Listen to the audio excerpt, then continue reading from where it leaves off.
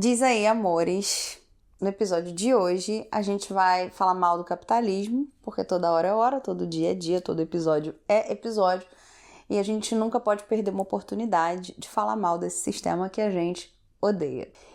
E a gente também vai falar de acontecimentos, os últimos acontecimentos políticos na cena mundial e brasileira. Então a gente vai comentar alguns pontos porque a gente ficou um tempinho sem episódio.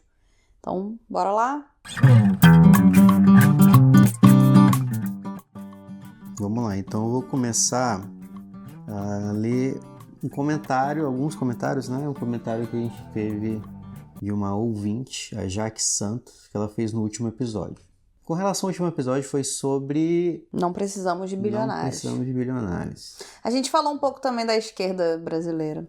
Sim, de maneira geral, né? E aí ela falou assim: concordo com vocês que o Lula não é governante de esquerda ideal, mas, infelizmente, na prática, a situação não é como gostaríamos.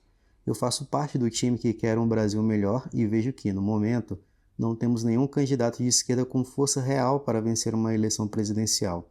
Essa é a minha preocupação. Vocês também se preocupam com isso? Ou não veem motivo porque realmente acreditam que existe uma outra pessoa na esquerda capaz de ganhar uma eleição presidencial da direita? Hoje a gente estava assistindo um vídeo do Humberto Matos mais cedo e também do Jones. Eu não lembro qual deles, foi o Jones, na verdade. A gente estava assistindo no canal do Jones e o Jones falou algo que eu concordo muito, que é: o grande feito do Lula é não ser fascista, é não ser de extrema direita. Mas, na realidade prática, eu não vejo uma grande diferença na política econômica do Lula e do PT e dos governos de direita, como Michel Temer e até mesmo Bolsonaro. Então, uma preocupação que eu tenho é com a representação, mais com o simbolismo. O que significa, simbolicamente, você ter mais de 50% da população votando num fascista. Isso me preocupa. Agora, em termos de vida prática, não fico tão preocupada porque não faz tanta diferença. Eu acho que, assim, o jogo hoje, né, essa farsa da democracia que a gente vive, né, é um jogo de cartas marcadas, então já é pré-definido quem vão ser os candidatos, não há escolha real sobre os candidatos. E essa polarização entre Lula e Bolsonaro realmente não é boa pra gente, e o Lula também não é de esquerda. Então, assim, eu acho que tinha que ter puxar mais todo o debate como um todo para a esquerda e ter um candidato mais de esquerda para disputar com o Lula. Esse seria o cenário ideal, né? A gente polarizar com o Lula e fosse Eu fico imagina uma eleição entre o Lula e um candidato de esquerda radical. Isso eu acho que seria o ideal pra gente. Eu acho que a gente vai culminar no tema de hoje, assim. A democracia burguesa, ela não é eficaz porque você ter o candidato que você votou eleito não resulta em grandes mudanças estruturais. E a gente já está vendo que, inclusive o próprio Lula discursou na ONU falando sobre como que a democracia burguesa não funciona, porque os candidatos começam a fazer um discurso ali para se eleger e muitas vezes eles se elegem com promessas de esquerda, né? Prometendo bem-estar social, investimento em saúde, educação, segurança, moradia. Quando chega a hora do vamos ver, eles governam para a burguesia. E aí, a democracia burguesa, ela não representa a vontade do povo. A gente escolhe os representantes que estão sempre, né, botando na toba do trabalhador. Só que eu acho que o sentimento que isso gera é que meio que tanto faz. Entra eleição, sai eleição, e não revoluciona a vida de ninguém, não. Então eu acho que colocar toda a nossa esperança de um mundo melhor, de um Brasil melhor, numa eleição burguesa é um pouco ingênuo. E é por isso que eu não fico nem tão empolgada e nem tão desesperada. Eu fiquei desesperada e ficaria novamente desesperada se o Bolsonaro tivesse chances reais de ganhar, porque ele é a pessoa mais imbecil que eu já vi em toda a minha vida e eu nunca imaginei o nível. Eu acho que o Javier Milei está tentando se equiparar à burrice do Bolsonaro, mas a gente não via candidatos tão esdrúxulamente ridículos, despreparados, infantis, enfim, na política. eu tinha uma outra visão da política até antes do Bolsonaro ser um candidato viável para a extrema-direita. Visto que isso aconteceu, e não foi só no Brasil, né? O Bolsonaro ter sido presidente foi uma aberração.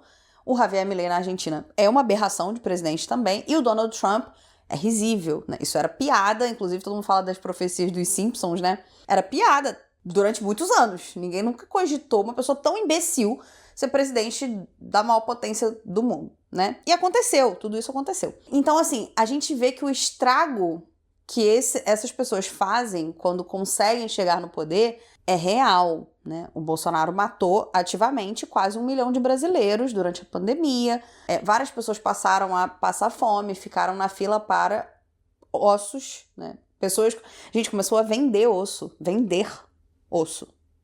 né? Para as pessoas comprarem resto para poder comer. Então, assim, isso me preocupa muito. Mas eu não acho que ter um candidato de centro-direita, que eu me recuso a chamar o PT de centro-esquerda, eu não acho que isso muda tão drasticamente. Eu acho que sim, melhorou a vida da população, principalmente que estava passando fome. E o Lula é gente. Eu sempre falo isso. A maior diferença entre eles é que o Lula é gente. Porque, né? como eu falei num episódio anterior aí, é fácil demais. Qualquer anta que estivesse na presidência, se comparado ao Bolsonaro, é melhor que o Bolsonaro. Seria melhor, Entendeu? Então, assim, o Lula se comparar com o Bolsonaro, com as políticas do Bolsonaro, ele não precisa fazer nada, é só respirar, que já tá melhor que o Bolsonaro, entendeu? Então, assim, eu acho que o Bolsonaro, nem a burguesia quer o Bolsonaro mais na presidência, porque ele é incontrolável. Ele não dialoga Ele é imprevisível. com a burguesia, ele é burro.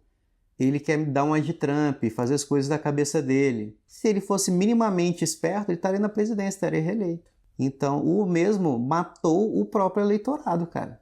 Uhum. A partir do momento que ele falou que era para as pessoas não tomarem vacina, quem foram as pessoas que não tomaram vacina? As pessoas que acreditavam nele. Inclusive o próprio eleitorado dele. Das 700 mil pessoas que morreram, eu posso chutar aí que, se pá, 60% era eleitora do Bolsonaro. Né? Então, assim, ele é muito idiota. E nem a burguesia que é esse cara, é portanto que por isso que ele está sendo preso aí. Porque se ele fosse interessante, ele não estaria sendo preso. Uhum. Né? Então, assim, eu não... A verdade é essa, gente. Essa democracia, ela é um grande teatro. Entendeu? Então, assim, a gente tem que se organizar mesmo entre a gente e dizer que a gente tá cansado dessa porra. É isso. É isso, vamos ler... Eu não sei se a gente respondeu tudo, mas eu acho que durante o episódio de hoje vai ficar um pouquinho mais claro por que a gente não tem essa grande esperança nas eleições, na democracia burguesa, no Lula, assim, ou em qualquer solução eleitoral institucional dentro do capitalismo. Como você lembrou, o próprio Lula, num ataque de sincericídio lá na ONU, ele mesmo falou da farsa que é a democracia burguesa, né? Que ele, para se eleger, ele utiliza um discurso de esquerda, e quando ele chegar lá, ele governa para a classe rica, né? E dá migalhas para os trabalhadores. Isso, para mim, assim, é tão claro quando os comunistas falam, a esquerda radical fala que o Lula é neoliberal. Ele acabou de confirmar tudo isso. E ele sabe, eu acho que essa questão, né, de tipo, mas eu acho que o Lula não é. Isso é uma coisa que também, eu acho que, eu já comentei isso em outros episódios, né, que eu acho que ele concorda com as coisas de esquerda, mas a verdade é que politicamente as políticas que ele faz são políticas mas neoliberais. Mas aí eu vejo né? um problema também, porque ele fala, mas aí ele falou... A gente entra com um discurso de esquerda, mas aí quando a gente entra no governo, acaba governando mais para as outras pessoas do que para a população, para a classe rica do que para a população. Mas por que você governa para a classe rica? Porque o Lula quer gerenciar o sistema, ele quer gerenciar o capitalismo. Ele não quer, de fato, enfrentar a problemática do Brasil. Entendeu? Ele quer manter as coisas do jeito que estão, quer deixar a classe dominante ganhando pra caralho, lucrando pra caralho. Se sobrar alguma coisa, a gente vê o que a gente faz. Eu acho que é governar entendeu? É governar de maneira segura para não tomar um golpe. Ele só quer... Eu acho, de verdade, que o Lula tá preocupado com a carreira política dele. Entendeu? Ele não tá preocupado de verdade. Eu acho não só a carreira política dele enquanto indivíduo, mas com a perpetuação do PT no poder, assim.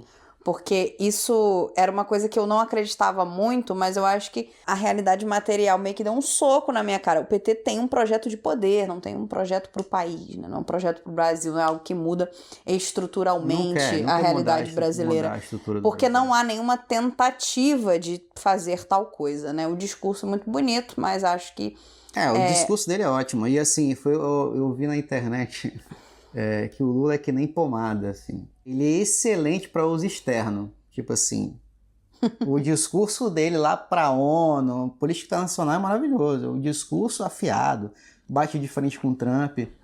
Mas na materialidade, nos fatos, cadê? Cadê a mudança substancial?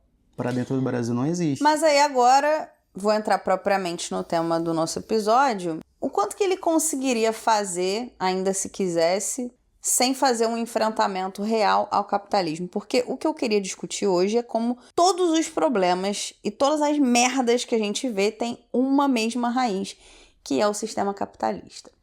Então, hoje eu fui no meu Instagram, inclusive se você não me segue, vai lá, é @lumaplease, please se escreve Please. E aí eu perguntei para os meus seguidores por que você acha que o capitalismo não deu certo. Então eu recebi alguns comentários, esse story não ficou rolando nem 24 horas, gente, tem algumas horas que eu coloquei, mas eu já gostei das respostas e acho que já dá pano pra manga, então o Léo vai ler aí alguns comentários e aí a gente vai em cima deles tecendo esse fio, né, porque eu acho que é um assunto bem complexo. A Bruna disse o seguinte: eu acho que funciona assim, mas porque eu entendo que a função do capitalismo é a perpetuação da burguesia e precarização do trabalhador. E não tô vendo o burguês se fuder. Então tá funcionando. E eu achei muito bom, porque quando a gente diz assim, o capitalismo não funciona, o capitalismo não tá funcionando, às vezes parece óbvio, mas a Bruna pontuou algo muito importante. O capitalismo funciona para quem quer que o capitalismo funcione, que é a burguesia. Então a classe dominante está se chafurdando no dinheiro e nós, classe trabalhadora, estamos nos fudendo. Então o sistema funciona perfeitamente como deve ser. Ele não funciona pra gente. Ele não funciona pra gente que não tem opção. Ele não funciona pra gente que vem de força de trabalho. Mas para a classe dominante, vai muito bem, obrigado. Funciona sim muito bem. Eles detêm os meios de produção, eles detêm a riqueza, eles detêm todos os privilégios na sociedade, eles detêm a justiça, eles detêm o Estado. Então, para eles, o capitalismo é perfeito. Então, quando a gente diz que o capitalismo não funciona, acho que essa é a primeira coisa. Não funciona para quem? Para a classe trabalhadora. Para a gente, não funciona. A maioria dos trabalhadores trabalha muito, ganha muito pouco, não tem acesso nem a consumo, nem a bens e serviços que são necessários para a dignidade, porque a gente não está pensando numa vida de luxo, não. A gente está pensando no básico do básico, que é escola para as crianças, creche, você ganhar um salário digno, você trabalhar numa escala que te permita ter uma vida, né? Você andar com segurança, na certeza de que você não vai ser assaltado cada vez que você sai na rua, você não fica, né, passando mal, de tipo, ai meu Deus, será que você é assaltado? Você ter boas escolas, acesso ao ensino superior, garantia de que se você se formar, se você estudar, você vai ter um emprego. Se você concluir ali a educação básica, né, que vai até o ensino médio, você vai ter um emprego e que você vai conseguir viver do seu próprio salário. Não tem. Se você precisar ir no hospital, se você precisar marcar uma consulta, você vai conseguir. Você não tem essa garantia. Inclusive, hoje, até mesmo pagando plano de saúde no Brasil. Você não tem certeza se você vai conseguir marcar uma consulta, se você vai conseguir acessar um hospital. Você ainda espera grandes filas e encontra médico ainda que vai te receitar cloroquina, que é negacionista pra caralho, que vai falar que Tilenol dá autismo, né? Mas sabe que... É porque assim, beleza, nós entendemos isso, mas no geral, as pessoas entendem que o capitalismo tem aquela ideia de evolução como algo melhor, tipo assim, é um sistema evoluído vindo do feudalismo e dos outros sistemas que já existiram, né? Então, assim, quando você fala que o capitalismo não dá certo na cabeça da galera, eles entendem como assim, é um sistema, né, que foi mudando e se aperfeiçoando com o tempo. O que acaba com o capitalismo são as pessoas. As pessoas são corruptas, as pessoas são más, as pessoas são vis. Os governantes não se importam, são corruptos, eles roubam, e é por isso que não dá certo. Entendeu? Então, assim, eu vejo, lendo os comentários, eu amo ver os comentários de Instagram e até de sites de perfis bolsonaristas, eu fico olhando os comentários para ver o que a galera está pensando, e a galera pensa dessa maneira, que o sistema é perfeito, a maldade do ser humano que deturpa, né? A ganância, por exemplo, o político ele pode ser bem intencionado, uma vez entrando lá no parlamento ele vai ser corrompido, e ele vai ser corrupto, e aí as coisas não vão para frente. Na verdade, eu até acho que o trabalhador que defende não acha o capitalismo perfeito, mas acha melhor do que as outras opções por pura ideologia burguesa que é. E aí o Engels e o Marx já falavam, né, que a ideologia de um tempo é sempre a ideologia da classe dominante. O senso comum, o que todo mundo acha é o que a classe dominante quer que todo mundo ache, porque a classe dominante detém os meios de propagar essas ideias, né? Eles têm dinheiro para divulgar suas ideias. Então, essa crença de, pô, beleza, é ruim, mas, pô, no comunismo passaria fome, porque Cuba passa fome, e blá, blá, blá. Então, assim, eu acho que isso aí a gente vai acabar parando num outro problema, mas eu acho que, assim, eu não acho que as pessoas acham que o capitalismo é perfeito, mas eu acho que a ideologia no capitalismo, a ideologia da classe burguesa, da classe dominante, o que é vendido também pode dar certo pra você. Basta você se esforçar o suficiente. Mas eu acho que eles acham que é perfeito. Porque aí Eu eles vão não comparar com a Europa, vão comparar com a Suíça, com a Noruega, que para eles, na cabeça deles, é o capitalismo perfeito, o capitalismo que deu certo. Então, aí vai falar, por que não deu certo no Brasil? Porque o brasileiro, aí vai botar a culpa no brasileiro. O próprio brasileiro. Eu vi hoje no Instagram, caramba, qual foi o post? Não vou lembrar, de um sistema inovador, e aí da Noruega, e tinha um monte de comentários de brasileiro, falando assim, mas no Brasil não dá certo, que o brasileiro não leva nada a sério, que não sei o quê. Então, assim, há uma moralização, e realmente essa propagação da síndrome do vira-lata, de moralizar o comportamento do brasileiro, e o Brasil não vai para frente pelo próprio brasileiro, né? Eu acho que aí a gente também entra num segundo ponto, que é a falta de conhecimento da história. Por isso que o materialismo histórico e dialético ele é muito importante, porque assim, quando a gente pensa na Finlândia, na Suíça, na Suécia, são países que não foram colonizados, explorados, onde seu povo não é formado de uma geração de escravizados. Então eu acho que isso dá muito pano pra manga do porquê que essa fala tem tantos problemas, mas eu não vejo as pessoas dizendo que o capitalismo é perfeito. O que elas dizem é tipo assim, mas é melhor do que o socialismo. O capitalismo tem problemas, mas pelo menos você tem uma chance. Esse é o discurso que eu ouço, na verdade, assim, não, você não tem chance, tá? Entre 8 bilhões de pessoas existe um Neymar, existe uma Beyoncé, existe uma Rihanna que conseguiram virar bilionários, e a gente tá falando de 8 bilhões de pessoas. Eu não consigo colocar em escala. Eu acho que a gente fez no episódio anterior, né? Eu perguntou pro ChatGPT quanto que era, tipo assim, 1 milhão de minutos e 1 bilhão de minutos e esse tipo de coisa. Mas assim, precisaria fazer de novo. Mas assim, em 8 bilhões de pessoas, você ter, sei lá, 1.000 que são bilionárias... São 2.500. Você ter lá 2.500 pessoas. É uma proporção que a gente pode fazer a conta aqui. Procura aí pra mim qual é a população mundial hoje e quantos bilionários existem no mundo.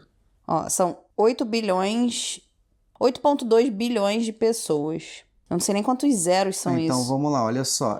São... 1, 2, 3, 4, 5. São 3.028 bilionários no mundo, né, que tem ao menos $1 bilhão. Então, com a proporção de mais de 8 bilhões de pessoas, vamos arredondar, então cerca de 0,00004% da população mundial é bilionária. Isso na matemática é irrelevante, é igual a zero. É quase insignificante, ou seja, a chance de você ser um bilionário praticamente nula, né? Uhum. Então, é pura ideologia, né? Essa coisa da meritocracia, basta querer, basta acreditar, basta trabalhar muito, totalmente falaciosa.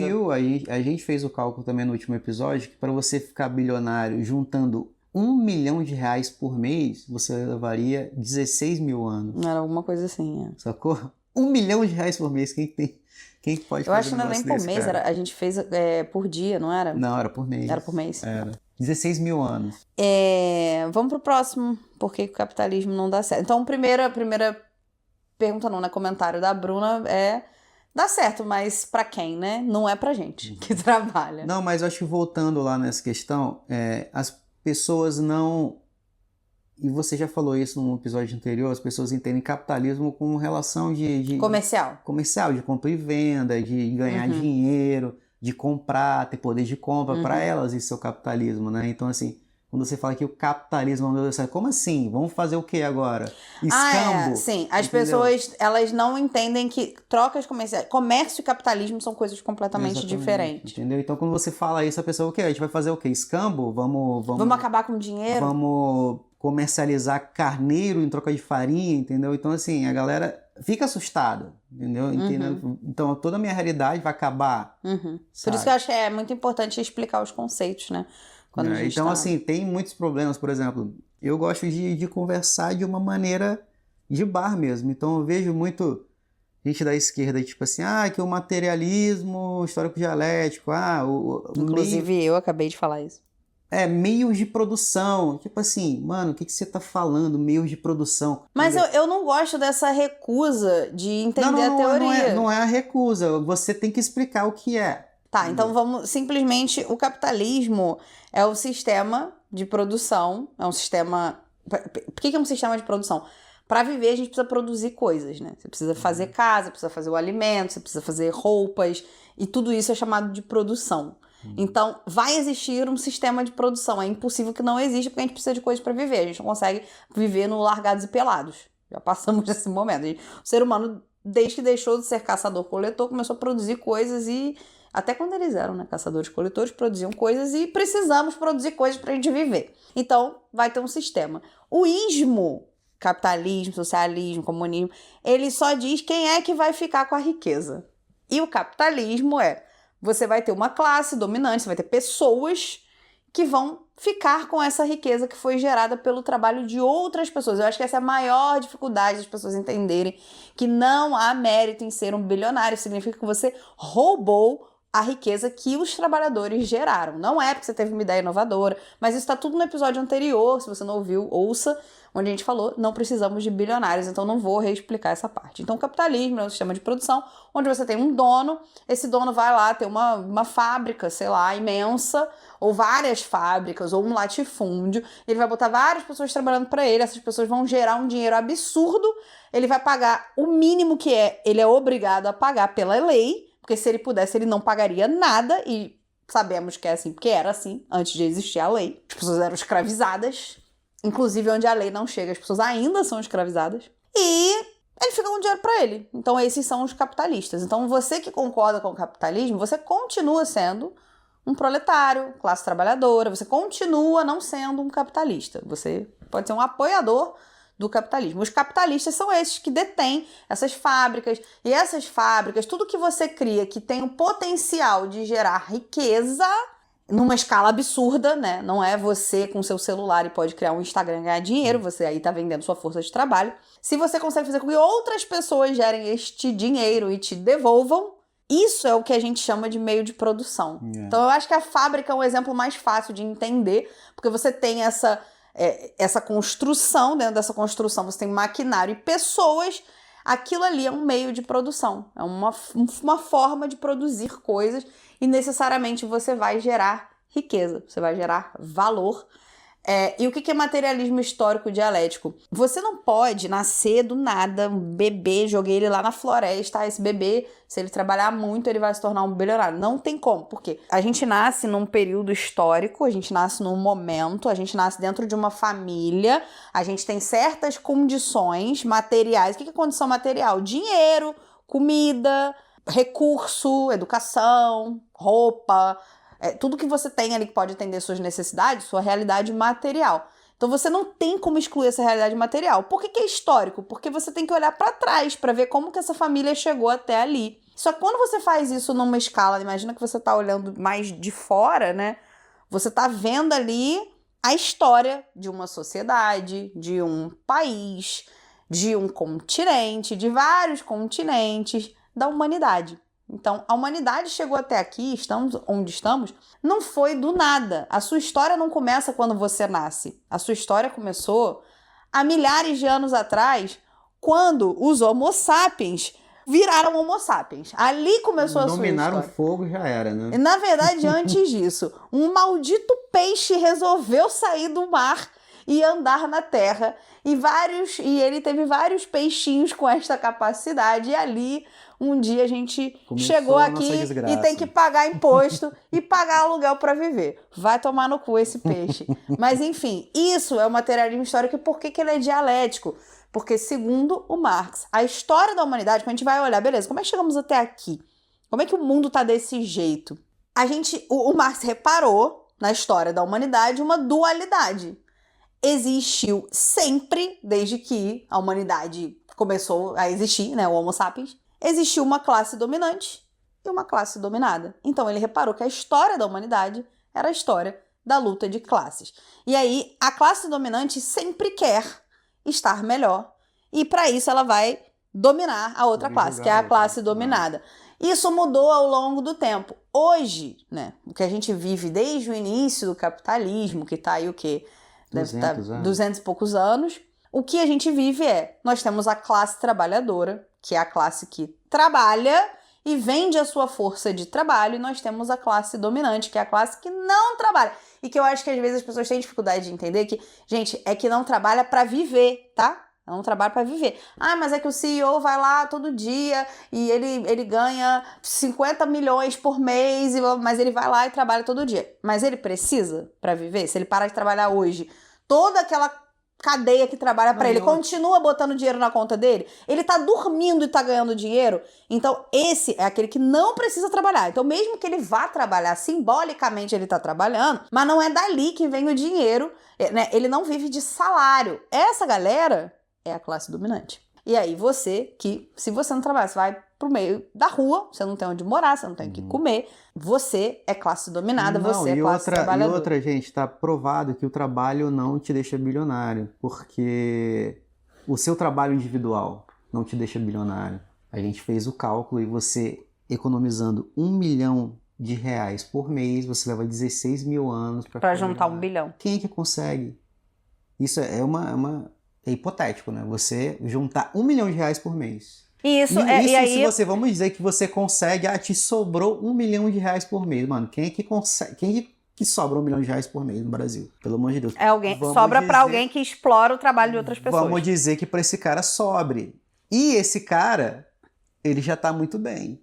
Mas ainda assim ele não vai se tornar bilionário só a partir de 16 mil anos. Entendeu? Então, assim, é impossível você ficar bilionário com o seu próprio esforço, próprio trabalho.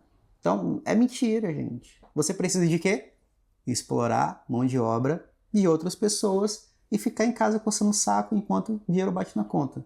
Isso sim é ficar bilionário. E esses caras exploram a nossa mão de obra e esses caras acumulam dinheiro pagando pra gente salário de fome sem precisar de trabalhar. E assim, a gente precisa, a evolução assim, a melhoria, porque assim, o socialismo é uma superação do capitalismo. Desse sistema. A gente quer tirar do jogo esses caras. Eu só quero fazer um adendo, porque vão falar, mas e o Neymar? E a Beyoncé, a Rihanna? O Neymar ganhou todo este dinheiro, por quê? Alguém que tem mais dinheiro do que ele pagou esse dinheiro pra ele. E como que essa pessoa tem mais dinheiro? Ah, foi publicidade. A publicidade é o quê? De uma empresa. O que tem nessa empresa? Trabalhadores que estão trabalhando e estão vendendo sua força de trabalho. E que o excedente do trabalho dessas pessoas está indo para o dono desse meio de produção. Então, assim, até quando você tem essas exceções, foi explorando o trabalho alheio. O Neymar não tem funcionários diretamente dele, mas aquele que deu esse dinheiro para ele foi através da exploração do trabalho alheio que conquistou todo aquele dinheiro. Eu acho que a gente tem que tirar de fora essas exceções aí midiáticas, né? Por exemplo, jogador de futebol, tipo assim, é uma coisa midiática, sabe? É tipo assim, artistas musicais e tal. Mas até os artistas musicais, eles chegam na carreira... os que conseguem R$1 bilhão, e são pouquíssimos. Provavelmente são menos de 5, eu acho. Porque eu consigo pensar naqueles que têm outros negócios, né? Que tem, por exemplo, a Rihanna foi com maquiagem, A Beyoncé foi com dezenas de negócios que ela tem, né?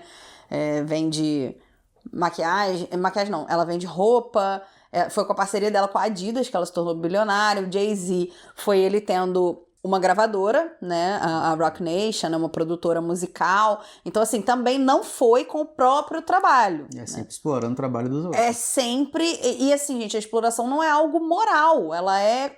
É a regra do jogo. É a regra do jogo. É como se chama pegar dinheiro de alguém que trabalha pra você, porque foi essa pessoa que produziu, não foi você. E a regra do jogo e a gente falou, e aí só quero fechar esse comentário porque a gente tá repetindo o tema do episódio anterior, mas assim, só pra não dizer que eu não expliquei, que o Léo fica falando que todo mundo fala da teoria e não explica, então eu quis explicar. Por favor. Se você tá pegando esse episódio de hoje, não ouviu o anterior, tudo bem.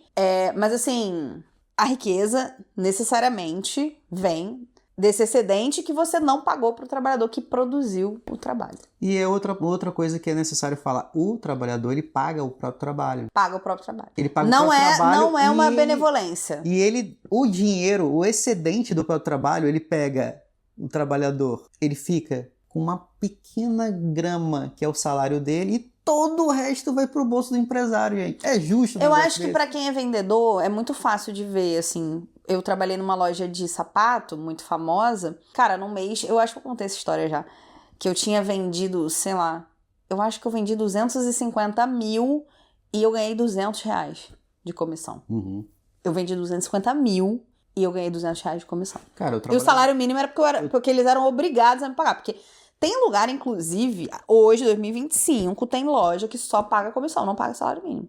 Porque assim, e é contra a lei, né? Eu trabalhei numa construtora em 2016 e a gente bateu a meta, que foi vender todas as unidades em tempo recorde. Deu um lucro de 89 milhões de reais e todos ganharam ovo de Páscoa da Cacau Show.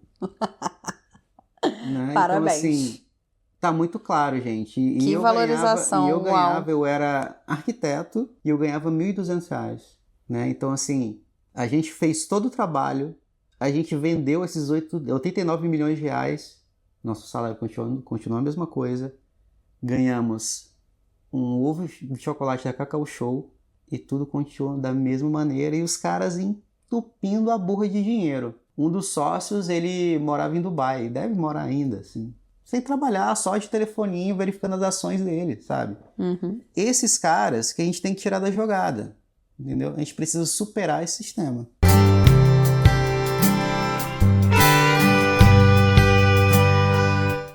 Se você quiser me acompanhar e assistir vídeos sobre política, educação e questões sociais, me siga também no TikTok e no Instagram, @LumaPlease.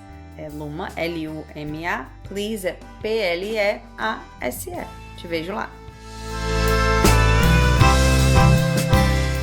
Vamos ler uma outra aqui. Uhum. O capitalismo não deu certo porque é um sistema de consumo e exploração que desumaniza e vai contra a natureza humana. O que você acha dessa afirmação aqui? Eu acho muito complicado falar da natureza humana é muito... Porque o homem é um produto do meio, né? Uhum. O homem é um produto do meio. Mas teve um comentário, que eu acho que foi do Sorriso, que ele fala sobre a perda da empatia e tudo mais. Eu acho que essa coisa do desumanizar é muito isso, né, cara? É você transformar o ser humano em máquina. Você não pode falhar, você tem que produzir o tempo inteiro. Também pode ter sentimento, não. Porque se tiver também, você não vai se dar bem. Uhum. E eu falei isso no episódio anterior também, né? Eu, como empreendedora, eu vi que, cara, se eu quisesse enriquecer, é realmente baixar o salário dos funcionários para eu poder ficar com mais. Eu não consigo fazer isso. Então, realmente, você desumaniza, né? As pessoas se tornam meros números, assim. E a gente tá vendo isso em tempo real na Palestina, enquanto a gente tá tendo essa conversa. Bebês, mulheres grávidas, animais, idosos, estão sendo bombardeados por Israel nesse exato momento. A gente nem ouve mais falar disso, a gente vê números, 140 mil mortos, 500 mil mortos, nada acontece. Porque esse número não é um número, né? São pessoas. Uhum. É como eu sempre digo, eu só tenho uma filha e ela é tudo que eu tenho. Uhum. Então, assim, quando a gente fala de tiroteio nos Estados Unidos, né? Inclusive, quero falar do filho da puta do Charlie Kirk, que tá lá no colinho de Satanás, mas assim, e falava, né? Esse cara falava, algumas mortes é o preço que a gente tem que pagar. Porque se tiver 10 mortes... Cara, pra você que tem filho, pensa, pode ser uma morte, mas essa morte é do seu filho, é o fim do mundo. Acabou a sua vida, né? Então, enfim, o capitalismo, sim, desumaniza as pessoas, não só as pessoas, mas o que eu queria falar também é o adoecimento psíquico. Eu sou muito puta com a medicina e com a psicologia e com a forma que a medicina ocidental vê a normalização do adoecimento psíquico da classe trabalhadora. Porque vamos pensar número de depressão, ansiedade, burnout, doenças psicossomáticas, né? Como que tá todo mundo fudido, por quê? Sempre o cortisol lá no alto, cortisol é o hormônio do estresse. Sempre a adrenalina lá no alto, principalmente se você mora num grande centro urbano. Todo mundo se alimentando mal, enchendo o cu de agrotóxico porque a gente não tem opção, né? Comendo industrializado pra caralho, porque a gente também não tem opção. Dormindo pouco, sempre se bombardeando de notícia ruim. Nosso cérebro a gente não evoluiu a ponto de processar a quantidade de informação que a gente vê num dia, cara. Esse modo digital de vida tá fudendo o nosso cérebro. A gente fica ali num mau humor crônico. Então, estamos muito mal por esse sistema que diz que não, você tem que consumir mais. Sabe qual é o problema? É que você tem que trabalhar mais, você tem que dormir menos. Você compra mais coisa pronta. Ó, a indústria já resolveu pra você. Compra isso aqui. Toma essa vitamina aqui. Faz esse tratamento aqui. Toma esse remédio aqui. Basicamente, o celular que a gente tá na mão é uma maquininha de propaganda. Não, e aí é assim, aí você tá com um problema que é gerado pelo sistema, porque é um problema sistemático. Se a maioria da população tem certa condição, esse problema não é individual. Não é você fazer terapia que vai resolver o teu medo de ser assaltado, porque tá perigoso pra caralho onde você mora. Terapia não vai resolver essa porra. Você tá ali todo fudido de saúde, porque você não tem tempo de dormir, porque você tá comendo muito mal, porque você tem que trabalhar pra um caralho, às vezes tem que ter 2 empregos pra você conseguir só existir nessa porra desse planeta. Isso não é uma questão individual sua. Não te falta trabalhar mais, estudar mais, qualificar mais. Te falta derrubar essa porra desse sistema que tá fazendo isso com você. E com vários outros, porque faz isso com a maioria, né? Porque a classe trabalhadora é a maioria. Então eu acho que assim, a medicina... Aí, beleza, você não consegue dormir? Toma um remédio pra dormir. Aí você não tá ativo durante o dia? Toma cafeína, toma esse suplemento aqui, toma isso aqui com não sei quanta vitamina, toma cápsula com ferro, com caralho A4, não sei. Entendeu? Você não tem tempo pra cozinhar? Toma esse shake aqui, que já tem todos os nutrientes que você precisa. Então eu acho que assim, é sempre uma solução que não é o que a gente precisa para resolver um problema causado por esse próprio sistema. É uma solução disfarçada de solução, remediar de maneira mercadológica para vender mais. Entendeu? Que na verdade vai remediar sintomas, mas não vai resolver a causa. Eles não querem, essa não é a ideia. Porque a causa tá no próprio modo de vida. Então eu acho que esse comentário, né? Eu acho que, na verdade, talvez seja isso que ele quis dizer contra a natureza humana, né? Porque a gente vive de uma forma que o nosso corpo não é adaptado para viver dessa forma. E tem um livro que eu tô lendo, ele se chama... eu vou traduzir aqui, eu tô lendo ele em inglês, mas geralmente a tradução é ok. Eu acho que é A História do Corpo Humano, Evolução, Saúde e Doença, do Daniel E. Lieberman, que é um professor eu acho que ele é de Harvard. Mas enfim, esse é um professor de biologia evolutiva e ele vai explicando... Primeiro ele explica sobre evolução, depois ele vai entrar no modo de vida que a gente tem hoje, né? E principalmente na questão da doença e da saúde, enfim. Por que tá todo mundo fudido? Por que tá todo mundo doente? Gente, é o sistema capitalista. A gente não foi feito pra viver dessa forma. E aí, nesse ponto, eu concordo com esse comentário que eu recebi, que tipo assim, o capitalismo, ele criou uma forma de vida que é contra a nossa natureza.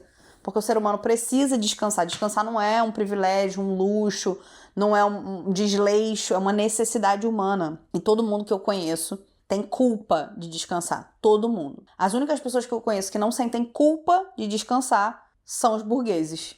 Todo trabalhador tem culpa de descansar e acha que deveria estar produzindo, deveria estar estudando, quer monetizar todos os seus hobbies. Tá todo mundo preocupado como vai ser o amanhã, como é que vai ser, porque tá vendo tudo piorar. Então a gente tá sempre preocupado, tá todo mundo cansado, tá todo mundo sobrecarregado. Não há esperança no futuro. Não tem.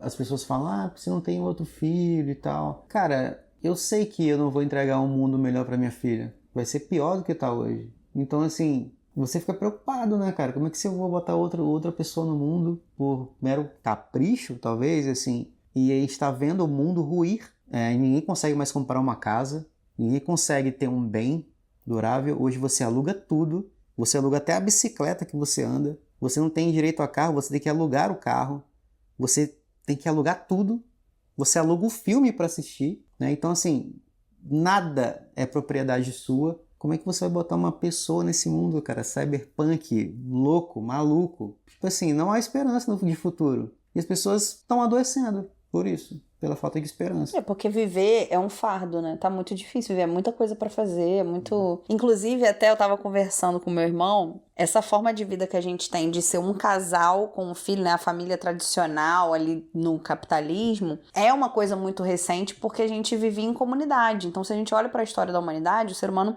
ele se desenvolveu em comunidades maiores. Então você tinha pais, avós, tios, todo mundo criando as crianças, né?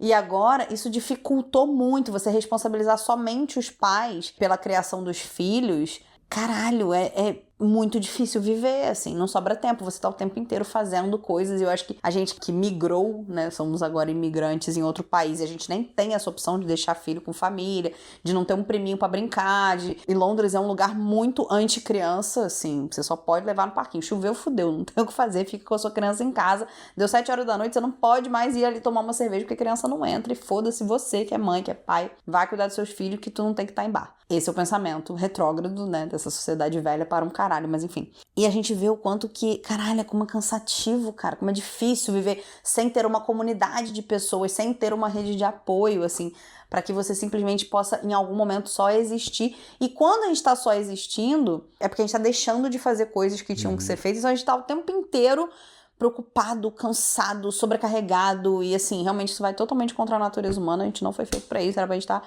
comendo frutinha na praia. Então concordo com o comentário do amigo aqui. Vamos para outro? Porque o capitalismo ele detona com a natureza sem pensar no amanhã. Eu acho que tem um nome isso agora. Tudo eles inventam um nome, né?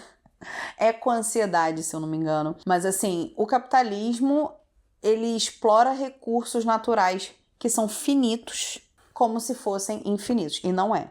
Não é infinito. Não há planejamento, né?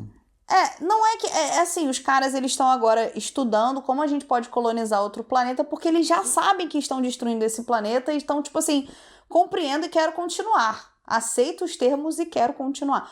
Os caras vão explodir a porra do planeta, que se foda, que não vai, não vai ter como viver. Eles estão, todos eles, né, esses grandes bilionários, eles estão construindo uns bunkers inacreditáveis, assim, que parecem, assim, hotéis. Eles estão assumindo o risco, ó, provavelmente pode ter uma guerra nuclear aí. Disputa por recursos. E estão estocando alimento, estão fazendo uns bunkers imensos, parecem shopping centers, assim. Tipo assim, não estão pensando do outro lado. E se a gente talvez resolvesse essa questão? Não, porque eles preferem... A regra do jogo é essa, vamos jogar até o final. Eles preferem acabar com a humanidade, mas manterem as próprias riquezas. Tem um livro do Ailton Krenak, que é um pesquisador indígena que eu gosto muito, que se chama A Vida Não É Útil. E ele fala isso, que assim, beleza, você tá ali com a sua sociedade capitalista super desenvolvida, acabou a água potável, você vai viver de quê? Matou todas as plantas, vai viver de quê? Matou os animais que a gente precisa para se alimentar, para nutrir o ecossistema, vai viver de quê? Poluiu todos os rios, vai viver de quê? Então, assim, a acumulação infinita de dinheiro pela classe dominante, para eles não é um problema e eles estão dispostos a assumir o risco, porque quem vai se fuder primeiro, por gerações, é a classe trabalhadora. Então, assim, a gente vê nos países imperialistas, né, o norte global, eles vão lá e colocam tudo onde vai poluir, onde vai destruir a natureza, onde vai acabar com os ecossistemas, eles vão colocar nos países do sul global. Por que se fodam vocês que são pobres? Foda-se, meu país tá aqui rico, lindo. E eles mandam lixo, né, pra esses lugares. Mandam lixo e assim... São navios e containers. A população que eles vão explorar... Ai, nossa, que linda a Suíça, que maravilhoso, como funciona bem. Os funcionários, as ações que eles investem, tá tudo nos países pobres, para eles poderem sugar ao máximo, porque para a população deles, um bom salário, boa qualidade de vida. Mas aí onde você vai botar as indústrias que vão poluir, que vão explorar os seus trabalhadores? No sul global. Aí esses que se fodam, que eles são menos gente do que a gente. Esse é o pensamento dessa galera, né? Então, realmente, concordo. Exploração da natureza como se os recursos fossem infinitos. Aí é como se você vira um eco chato, né? Quando você lembra, mas assim... Olha, gente, eu não queria ser chato, mas você precisa comer comida. Comida ainda tem a ver com a natureza, assim. O preço do azeite é um absurdo, não sei o quê. Olha, isso é resultado das mudanças climáticas. E as mudanças climáticas são causadas pelo excesso de poluição. O excesso de poluição vem das indústrias. Não é você que tá andando de carro para ir para o trabalho. Não é você que tá tomando um banho mais longo, né? Não é você que tá acabando com a água do planeta. São os grandes latifúndios, né? Essa produção absurda essa quantidade de produção de carne que é para jogar fora, porque se produz em excedente, isso não é distribuído, porque Deus me livre tocar no lucro dessa galera, então jogue a comida fora, deixe estragar. Polua o ambiente. Gente, e parece muito engraçado, né? Porque o metano eliminado pelos animais, assim, boi e vaca, é um grande poluente, contribui grandemente para destruir. Pum de vaca destrói a camada de ozônio, aumenta o aquecimento global. E assim, gente, é uma reação em cadeia diabólica, assim. Então, tá diretamente relacionado ao capitalismo. E assim, não vai ter como resolver mudança climática sem mexer no capitalismo. Não existe capitalismo verde. O capitalismo não vai resolver um problema que é a porra do sistema que criou. Não vai resolver, a menos que se autodestrua. É o que eu espero que vai acontecer. É a minha maior esperança, é que vai ficar insustentável até, tipo assim, beleza, quer continuar vivendo nesse planeta? Tem que destruir esse sistema. E eu vejo muito quando eu converso com alguém sobre a superação do capitalismo, aí as pessoas ficam irritadas, levam para uma maneira meio pessoal, meio moral, dizendo assim, mas o capitalismo cheio de avanços e agora você fala que quer acabar com o capitalismo. Gente, tudo bem, realmente, muitos avanços.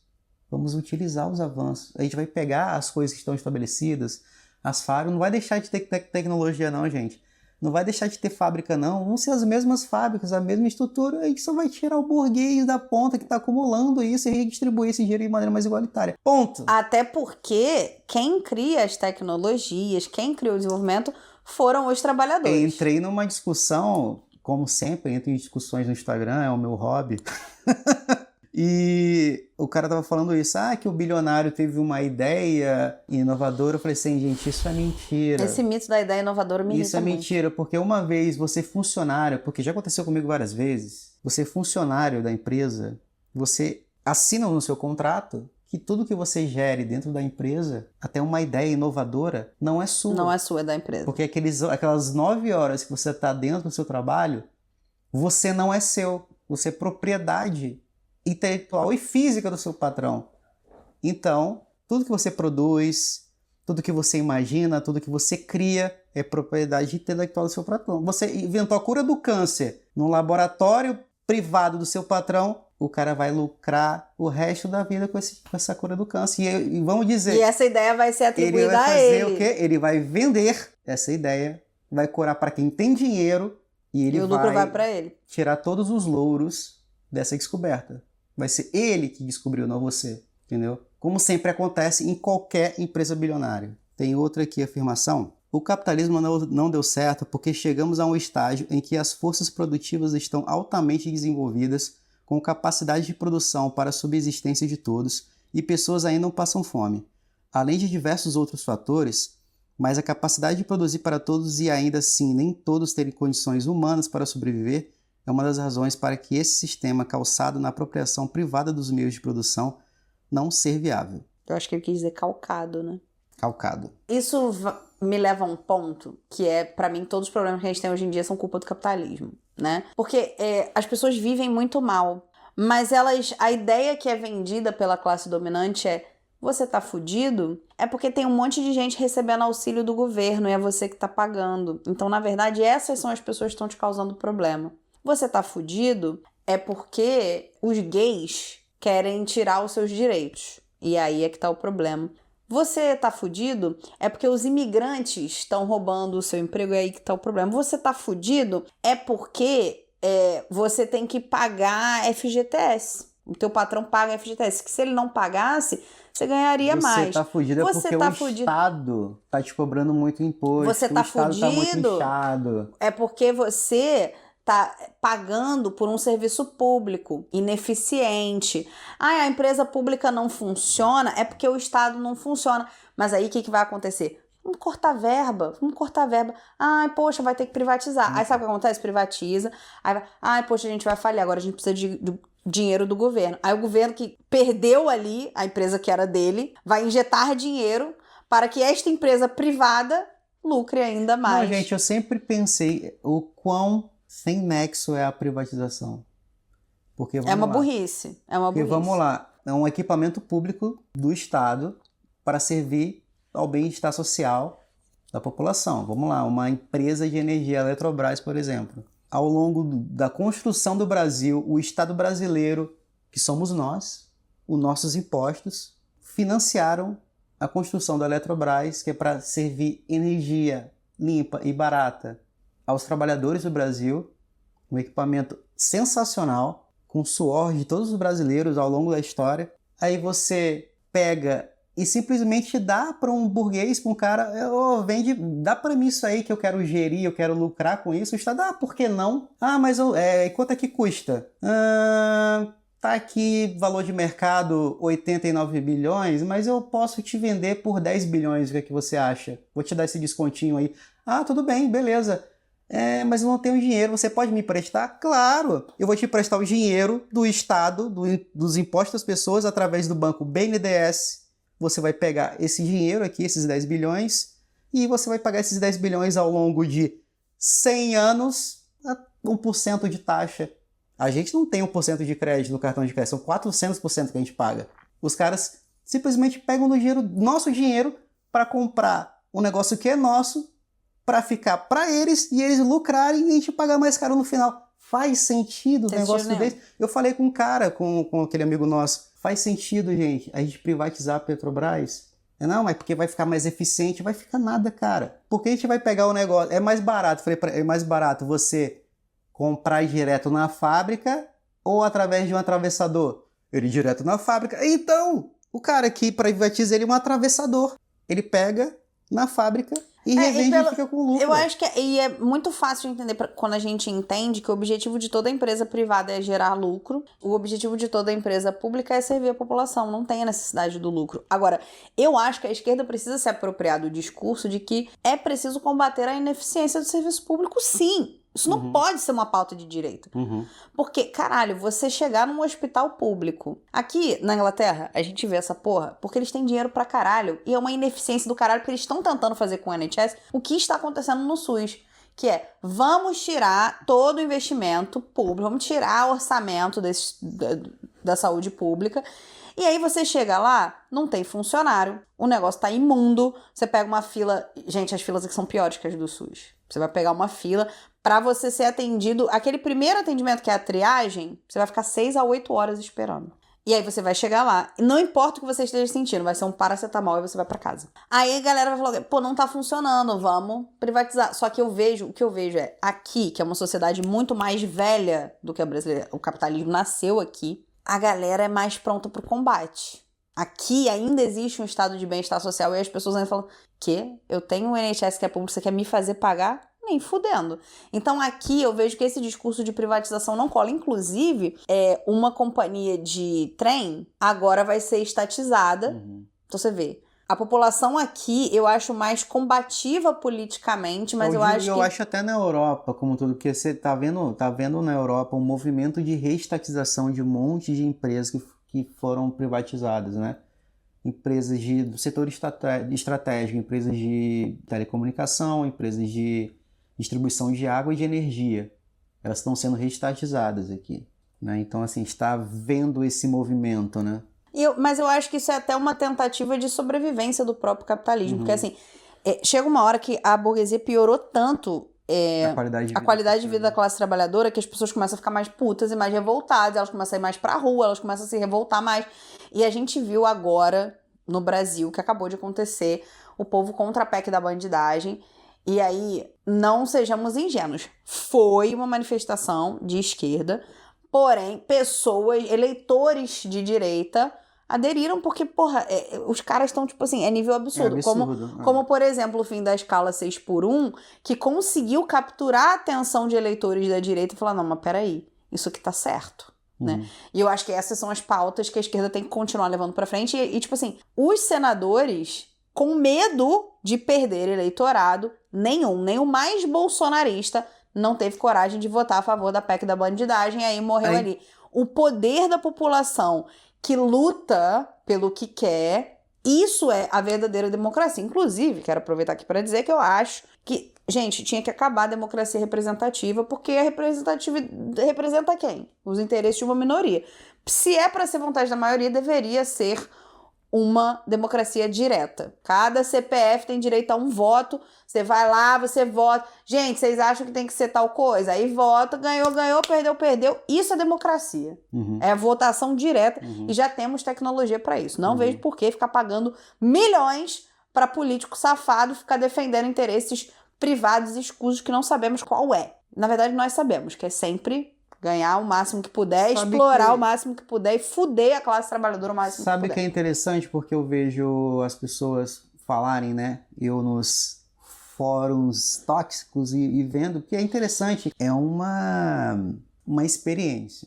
Porque você vê o que as pessoas estão pensando de maneira geral e ela, na cabeça delas, o problema é o governo, né? E de fato é um problema. E quando você fala, tá, mas os bilionários são o problema, e eles falam, não, o problema é o governo que é corrupto. Tá, é corrupto por quê? Quem corrompe o governo? Quem corrompe o governo, cara? Não é o seu Zé fictício, a Dona Maria fictícia da banquinha de jornal que corrompe o governo. Quem é que corrompe o governo? E aí o cara falou no comentário deles, tá, os caras que têm muito dinheiro. Quem são os caras que têm muito dinheiro? Aí ele, esses grandes investidores, quem são os grandes investidores? Aí os bilionários? Os bilionários. Então, filho, eles corrompem o governo, eles compram o governo. O governo, como já diziam, é o balcão de negócio da burguesia, cara. O Estado. O Estado. Então, assim, os políticos, de maneira geral, esses caras são comprados mesmo, cara. O próprio Lula admitiu essa porra. Ele admitiu isso. Ele falou, gente, é textual, é vídeo. Pô, não é IA, ele falou, entendeu? Então, assim, gente, quer mais prova que isso? Eu fico maluco, cara.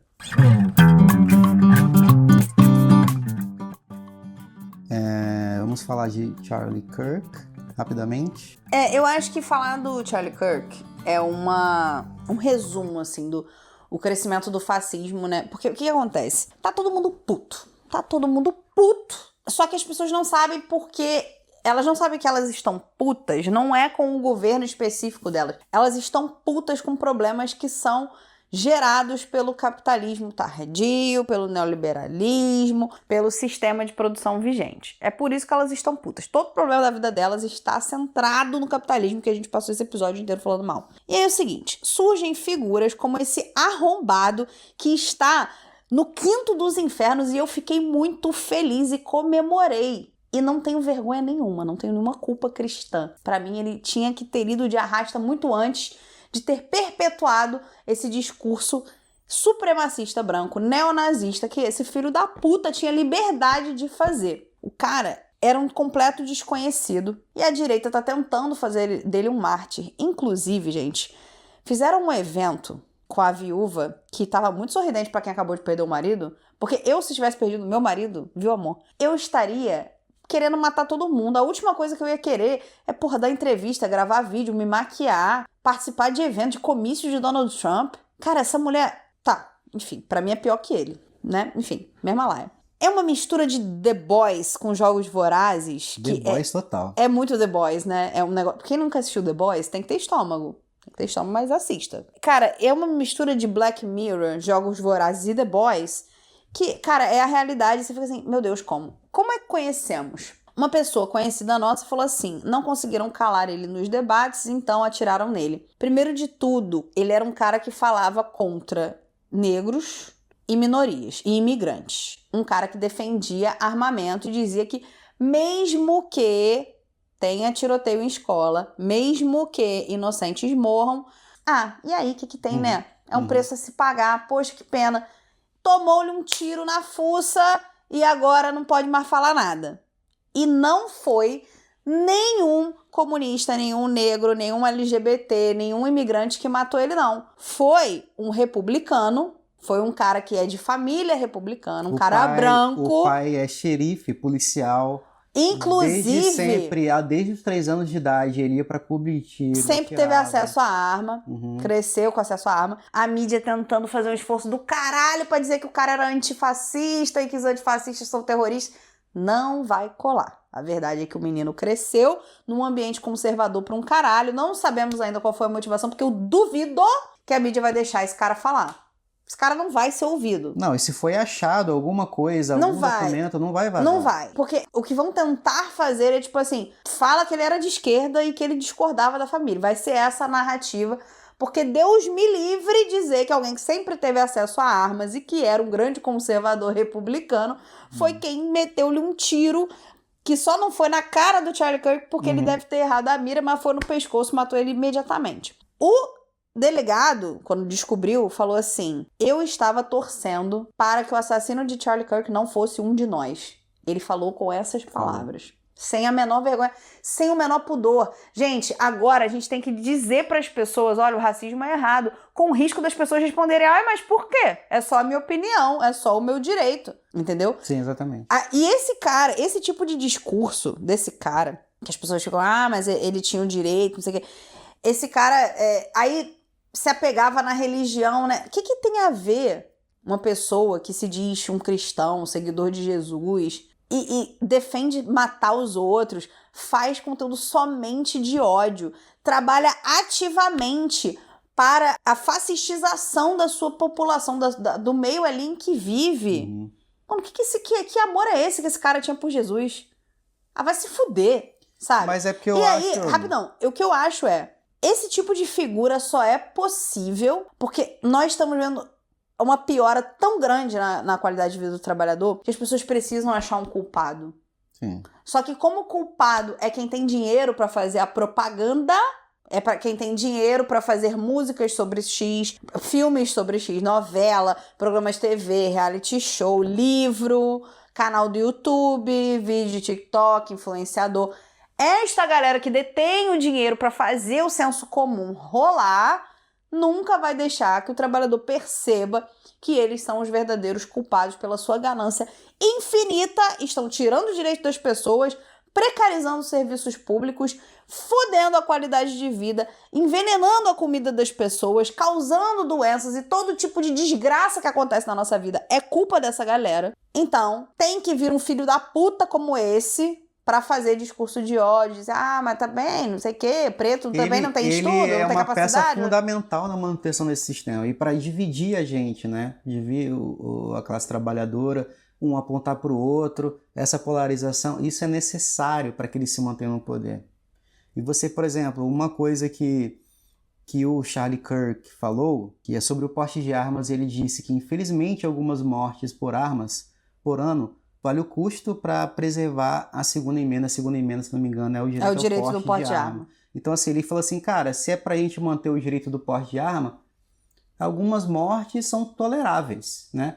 Sendo que nos Estados Unidos, só em 2024, deixa eu ver aqui, foram 586 incidentes fatais com uso de armas, né? Inclusive tiroteios em massa dentro de escolas. Então, como é que você pode... É por isso que lá nos Estados Unidos tem esse movimento de homeschooling, que é de ensinar as crianças em casa, porque, assim, os pais ficam em pânico de deixar o seu filho na escola, que pode morrer. Eu queria fazer um exercício que a galera imaginasse você fazer um evento com 586 crianças num ambiente e um fuzilamento onde se matam todas elas. É o que está acontecendo em Gaza. É porque é espalhado, aí não é um problema... E se fosse todas juntas ao mesmo tempo ia chocar muito, porque pra mim, se uma criança morre dentro da escola, pra mim isso é uma aberração. Isso é escandaloso.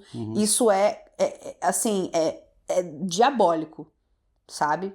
Porque toda criança deveria estar segura em qualquer lugar. Exatamente. Então, assim, o próprio Charlie Kirk, a morte dele não seria um problema pra ele mesmo, já que ele assumia que para se ter arma nos Estados Unidos, algumas mortes aconteceriam. Então, ele morreu exatamente pelo discurso que ele pregava. Pesquisa aí a fala dele sobre a empatia. E aí, gente, eu quero muito problematizar uma galera da esquerda que veio, a gente não pode comemorar a morte, não sei. Eu tenho uma sensação que essa galera, se a gente estivesse lá em 1945 com Adolf Hitler matando judeus e câmara de gás e caçando pessoas ativamente. Essa galera diria, ai, mas ele morreu, mas poxa, ele era um pai de família. Mas poxa, a gente não pode comemorar. Gente, não sintam essa culpa. Não sintam essa culpa, porque isso daí, esse tipo de gente, isso não é gente. Essa gente colabora ativamente para a morte de milhares de pessoas diariamente. E contribui para a ideia de que essas pessoas que estão morrendo não são gente. Exatamente. Como o discurso dele para defender Israel e defender o genocídio em Gaza é, assim, nojento. Cada fala desse cara, eu também não quero ficar dando muito palco pra falar desse filho da puta, não. Eu só queria encerrar falando da fala dele sobre empatia. Não sei se você achou aí. Bote na tela, Maxwell, por favor. Ele disse, num programa de TV, se não me engano, que eu não suporto a palavra empatia, na verdade. Acho que a empatia é um termo inventado, New Age, que causa muito dano. Primeiro, esse imbecil que não existe mais e nunca vai poder ouvir o que eu tô falando, todo termo é inventado, viu? Não existe nenhum termo que nasceu de árvore. As palavras, o signo, ele é arbitrário. Segundo, ele mesmo não defendia que você tivesse empatia por ele, então não tenha. Não tenha. E o terceiro é, isso tipo de gente não é gente. Não é gente. Ele morreu pelo Benjamin discurso... Netanyahu não é gente, o Hitler não era gente, não precisa sentir pena, não. Você conhecer pessoas que morreram até o fim pelo discurso que defendia, tá aí, parabéns. Defendia as mortes por causa de armas de fogo. Acho que foi tarde, acho que fez inclusive um grande estrago, porque esse cara... Eu de verdade, assim, eu fico triste de verdade porque aquela cena bizarra, os filhos dele vendo... Imagina o quão traumático é você ver seu pai sendo assassinado na sua frente. E as crianças não têm culpa. Bizarra, sabe? Ele promoveu isso tudo, cara. Ele promoveu essa cena bizarra. O discurso dele promoveu essa cena bizarra, esse trauma que ele mesmo gerou para os filhos dele até o fim da vida. Isso ninguém vai apagar a cabeça dessas crianças. E eu acho que a gente não pode achar que esse é só um discurso isolado que não tem um impacto na realidade prática, na vida das pessoas, né? Porque quando o George Floyd foi assassinado pela polícia, né, que estava ali com o joelho no pescoço dele até ele morrer, o que ele disse foi que o George Floyd era um lixo, que ele mereceu, isso tudo porque o cara era negro. Então ele já estava assumindo que o cara era criminoso porque o cara era negro. Esse cara era a escória da humanidade. Ele não merece um pingo de empatia. E cada filho da puta como ele, eu vou comemorar sim, sem a menor culpa. Esses caras tornam o mundo um lugar muito pior. E esses caras fazem com que a vida não seja possível para várias crianças, para vários negros, homossexuais, lésbicas, imigrantes, enfim. Não conte com a minha empatia para nada. Para ajudar o nosso podcast a crescer, compartilhe esse episódio nas suas redes, deixe um comentário, deixe seu like e nos siga também no Instagram, @DizAíAmorPodcast. Pensou que a gente ia pedir Pix, né? Não. Ajudar a gente ainda é de graça, então aproveita. É isso. Ficamos por aqui. Não queria terminar nessa bad vibe, então eu queria terminar só dizendo que se organizar é preciso, ir pra rua é preciso. E parabéns, Brasil, pelas manifestações, assim, fiquei muito emocionado de ver o povo tomando a rua de verdade, pelos motivos certos, né? Pra, mudar esse país de vez, sabe? De se politizar, de botar a pauta da tomada do Brasil à frente mesmo, derrubar esse congresso de filho da puta, sabe? Vamos pra rua, galera. É isso. Parabéns, mandaram bem pra caralho. E que continuemos dessa maneira. Porque, tem muita pauta pra tocar aí. Inclusive, quero fazer um pedido, não deixem a pauta do fim da escala 6x1 pro ano que vem pra virar campanha eleitoral pro Lula. Lutem pelo fim da escala 6x1 agora, vão pra rua agora, façam ato agora. Porque o povo na rua tem muito poder. É isso, gente. Beijinho, até semana que vem. Se você gostou desse episódio, não esquece, deixa seu comentário aqui. Vai nas nossas redes sociais, no nosso Instagram, deixa também seu comentário, deixa seu like. E é isso, a gente se vê em breve com o nosso 5º episódio. Beijinho.